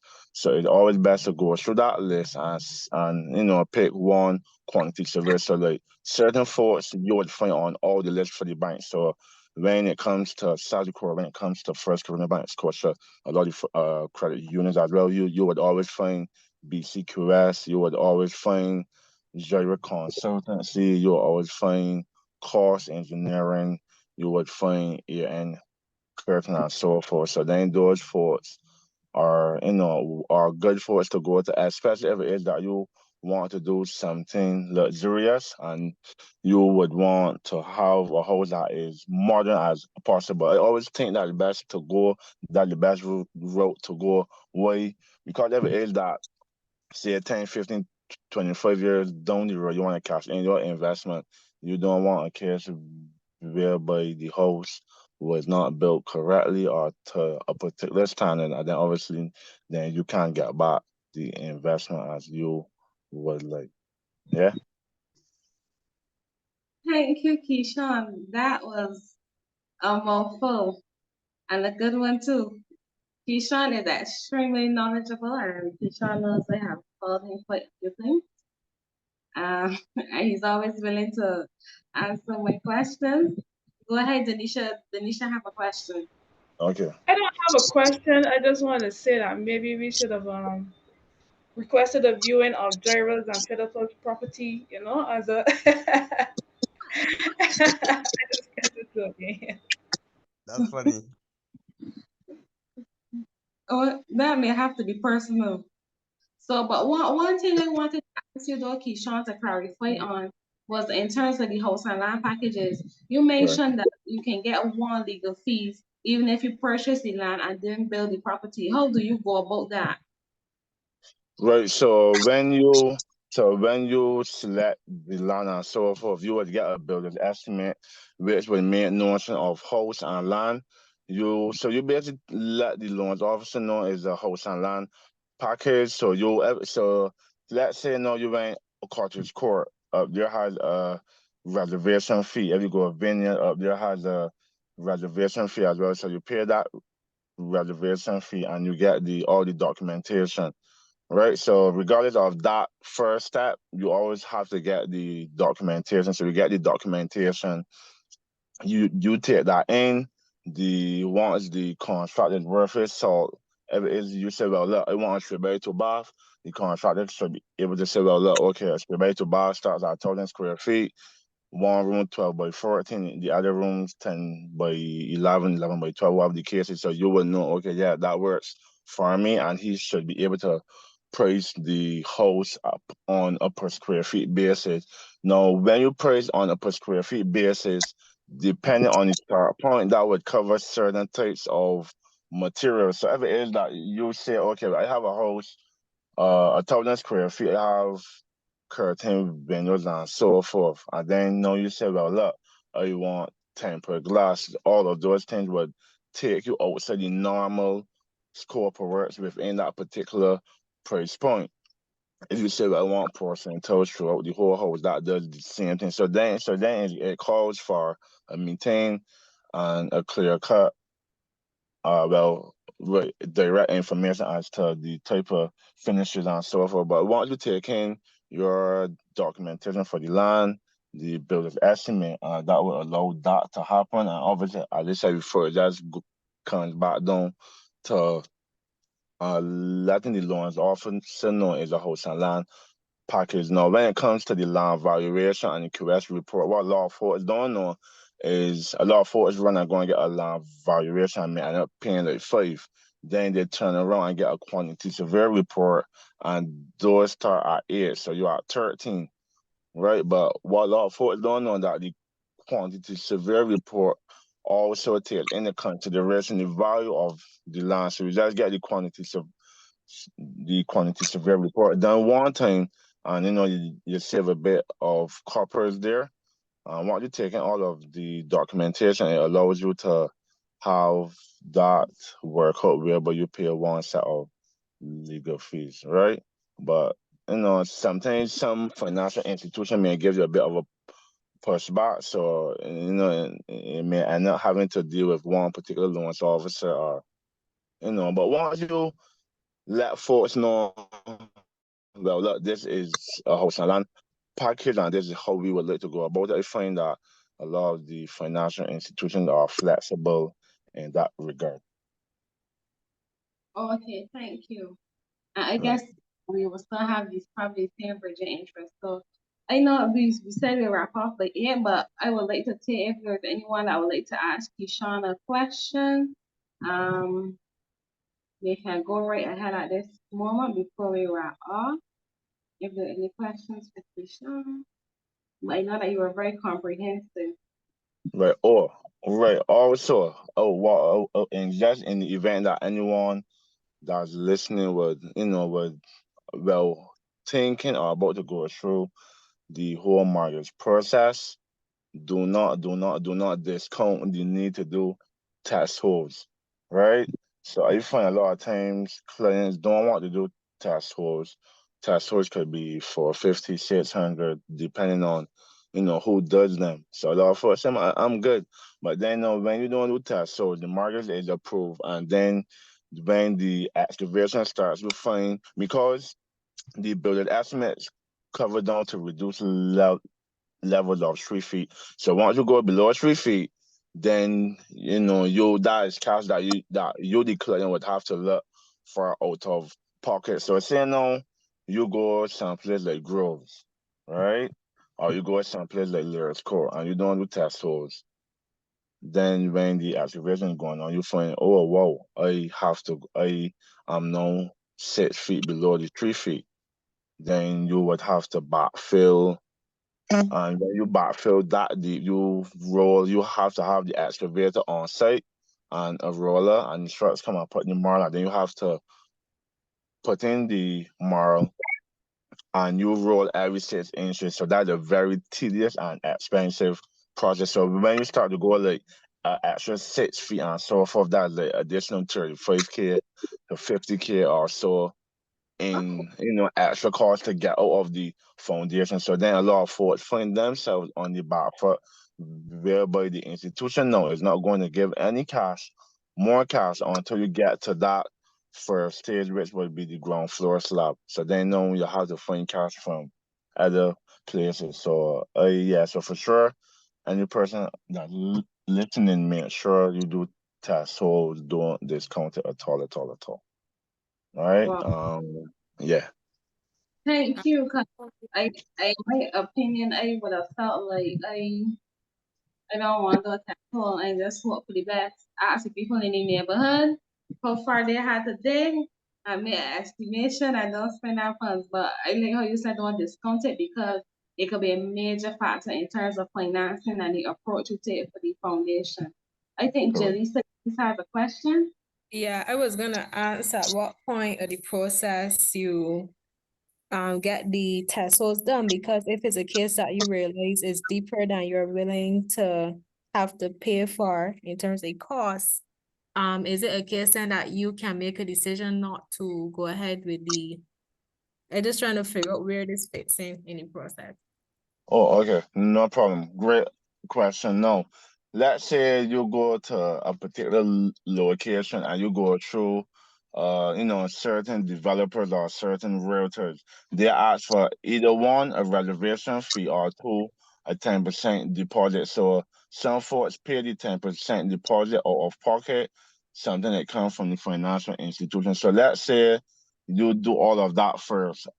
A lot of times the reservation fee, sometimes that 10% deposit, well, sorry, the reservation fee is non-refundable, right? So if it is that you put in all of that cash, then find out, whoa, I don't want the land anymore. It's a good possibility that you will lose the reservation fee. So from the time you find a particular spot, and there's interest and you know for sure that look, this is potentially the spot I want, it's best to that's when you should get the test holes though, because then depending on that you will know, okay, it's time, okay, the rock is good, I could go and pay my reservation fee, get paperwork, sign paperwork, and so forth as well.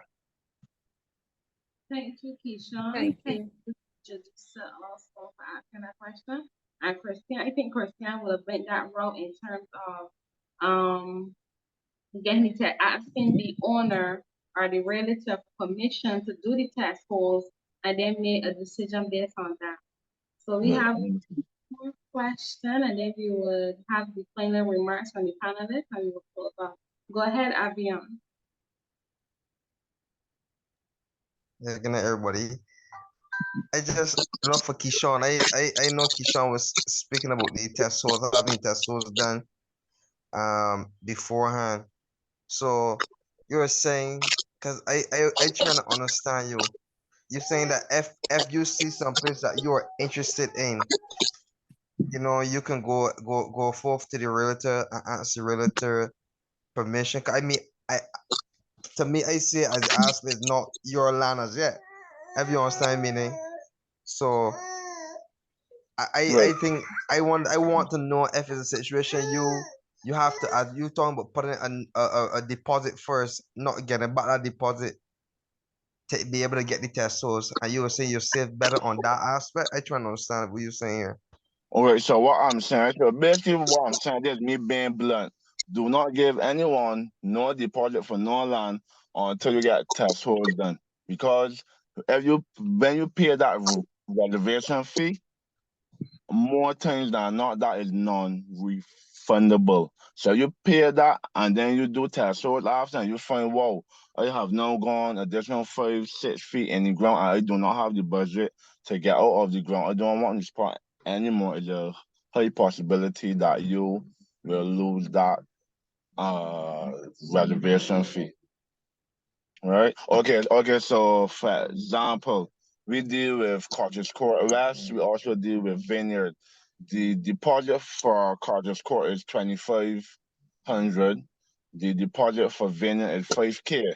So if it is known that you don't do test holes and then you go and do the excavation and you find that the rock is too deep, you won't be able to get back that reservation fee, right?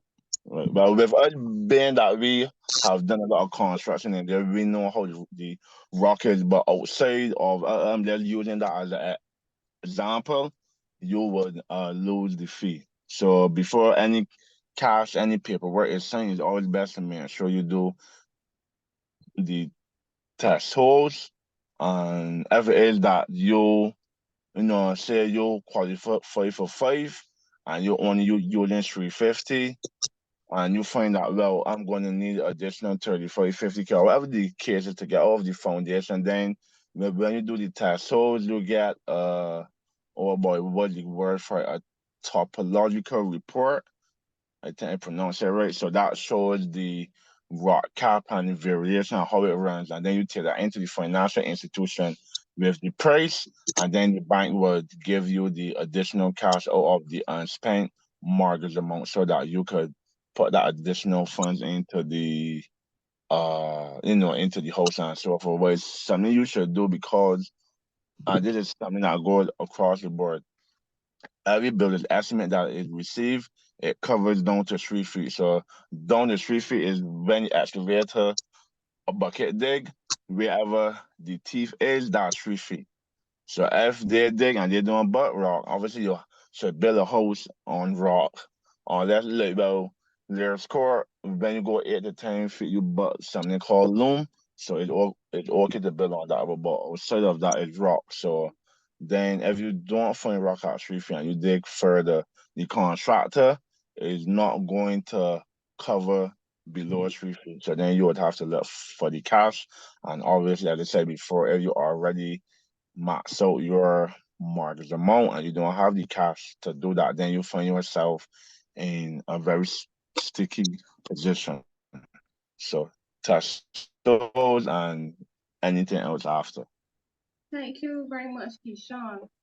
I guess for person, like if you already have land and then you found out your land is so deep and you cannot afford to get to foundation and to build, I don't know in that case what you have to do. If you have to sell the land, if you have to build, I don't want to say a shanty, but I don't know that is a very tight situation if you already have land and then it's too deep and you can't afford to even get out the ground. So what Keyshawn is basically saying is if you know that your mortgage budget is $300,000 and you're getting a house bill, don't go past 250. So in the event that you have to go very deep for foundation, you have an extra 50,000 K that you can play with. Because if you build a house so big that maxes out your mortgage budget, and then you realize that if you need an additional 60K for the foundation, what are you going to do? You know, you'll have to go, I assume you'll have to go back and get a smaller house drawn to reduce the size of the house so you create more room in your mortgage budget to get out the ground. So that is something that should really be taken into consideration. And then this last question. For persons who would have had like a bad experience with a contractor and would like to change contractors, is that something that the bank would allow in your experience? Or, Yeah, you know, yeah, definitely. A lot of times, right? So with most banks, not all of them, most banks, when it is that they don't have a relationship with a contractor, developer, whatever the case is, they ask you to send in a company profile, and the company profile would have, about you and so forth, references, and they will do their checks and so forth. But when it comes to the mortgage, they normally give you the flexibility to choose which contractor you would want. So if it is that you start and you find an issue with one, is they don't mind if you change from that particular contractor to a next one. You just let them know, and that's normally pretty okay. Right? But okay. even with the whole construction process, I always avoid force. It's your home. It may be your first, it may be your last. I don't know, but I always avoid force to get involved in the construction process. If you call and the contractor give you an update and say, well, look, we're doing this today, or this is what's going on. I'm not saying not to trust the person, but just go and see for yourself and make sure that you stay abreast and stay on top of things. I find all of that, because I believe in transparency and so forth. So yeah, I think folks should be more involved in the construction process. And yes, you have your 9 to 5 and so forth, but any day that's your investment, that's your home. And it makes for a good experience as well. And I find once you do that, it not makes for a solid construction process. Amen. Thank you, Keyshawn. Keyshawn did his wrap up, his, his final remarks. I hope to have a good construction process. Philippa and Jaira, in 30 seconds, what will be your advice to the participants in terms of what you've been through? For us, it's just choose a host that you like. Don't think that just because you bought it, you can't change it. There are minor things that you can do to adjust it to make it feel like what you always wanted. And in the future, you could always renovate in a major way. So, the option to buy it's not a bad option. Thank you. I share 30 seconds to the participant. Okay, my advice and closing comments would be to remember it's mortgage planning. It's just not getting mortgage to be is a process. And if you're going for mortgage, continue to plan for it. Speak to advisor when going and doing mortgage planning. It may be a year from now, 2 years from now. But speak to advisor, it'll be able to help you in insurance, in terms of saving. Even he may know contractors who may be good as well too, and also in terms of advice going forward on all aspects of this mortgage planning. That's it there. Thank you, I share. Christian, 30 seconds to speak to the participants. Start saving, do your research on what financial institution you want to use, do your research on your contractor, go online, see what kind of design you like, what kind of fixtures and fittings you would like.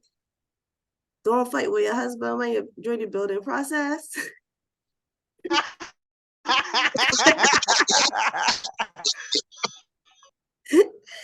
I find that one because that's inevitably gonna happen because you might got different choices. You want to do one thing, you want to sign else. But at the end of the day, may got understand that women got a better eye for design. And well, usually, typically. 2 thumbs up for that. Women are great. So we may have some biased men on here, but we have not in the chat who's agreeing. So thank you very much.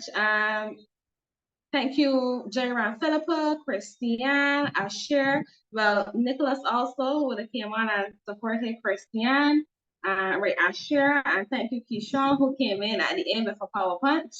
And thank you to the participants, who came on and made this session what it is. You could not have done it without an audience. And thank you to Denisha, who did an excellent job leading this discussion. So we are looking forward to having a part 2 home ownership session. DIY, when you want to do it from cash that you have, whether you want to fund it, even if you want to go a contractor, you want to be able to do it, cash, those type of stuff. And if you just want to, maybe hire workers. So we are looking into having a part 2 session. I can't say when it will be, but I can tell you that there will be a part 2, so you can look out for it. And thank you, everyone. If you're interested in, getting more information about Dream Financial Institute, getting some more information in terms of our share and insurance. If you would like to get some more information about Keyshawn and what Beyond Borders do, if you would like some DIY tips from Jaira, if you would like some advice from, I should say, Nicholas. Nicholas or Christian. These are all resources that you can use. Feel free to message. You can message the person that invited you, or you can message on the Instagram page. However you choose, you can send it. I will try to get the information to you. So thank you once again, and have a wonderful night. This session, we would have the recording on YouTube, so that persons can rewatch if they would like specific information. And the good thing about this information is specific to Barbados. A lot of information we get on the internet is about, say, America, Canada, whatever. This information is about Barbados. So this is a resource that you can tap into and use at any point in time. So have a wonderful and blessed night, everyone, and thank you. Thank you. Bye. All right, good night, everyone. Good night.